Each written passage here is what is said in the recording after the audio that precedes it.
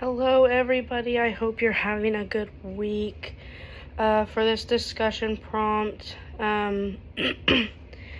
how would you balance honoring older adults' capabilities with supporting them through possible age-related challenges?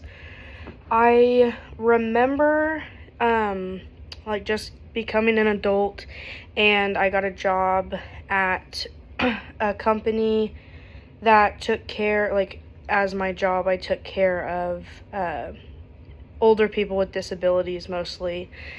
And so I feel like having that experience kind of helps me talk about this and helps me have strengths when it comes to this discussion prompt. Because a lot of it I feel like mostly has to do with just making them feel human. Like, they don't get to experience a lot of the same socialization, and they don't get a lot of the same treatment as most other adults and older adults do. When it comes to medical reasons or just simply existing, I feel like becomes more difficult when it comes to like how they're being treated and things like that. Because I feel like there's a lot of bias in society as far as older people and what they can handle and what they can do, and who they are as people. I feel like there's definitely a lot of stereotypes when it comes to the age difference. But as far as honoring their capabilities and supporting them, just letting them know that they're not any less than anyone else just because they physically or mentally can't handle certain things that, younger people can.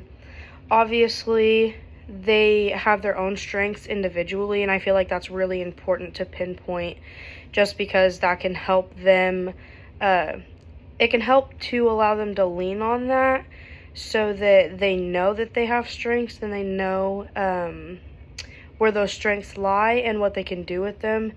And then on top of that, as far as supporting them through age-related challenges, like the examples, mobility limitations, and chronic illness, I feel like supporting them wouldn't be as hard to me, I guess. Like, my own personal opinion would be that supporting them wouldn't be as hard as it probably would feel in the beginning, just because these people are looking for not just support itself, but also knowing that they have the ability to do other things that they're not limited to.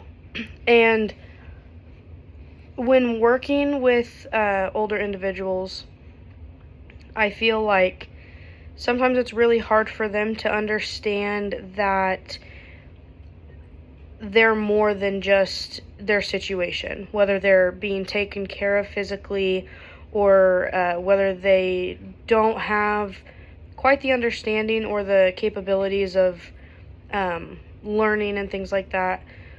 Even if those things are declining, regardless of the situation, there's still things that you can help support them with that will make them feel overall better instead of just better about, one or two particular things like those limitations or illnesses.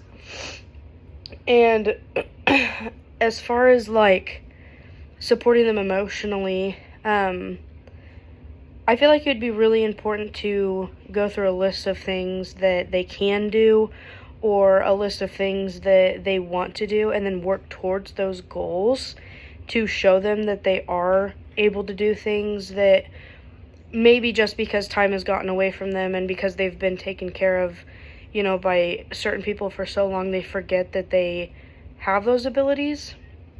And I feel like also with age, another thing that was mentioned in the video we watched was that some families they're not super involved like they used to be. And that's why they're in institutions or facilities, things like this.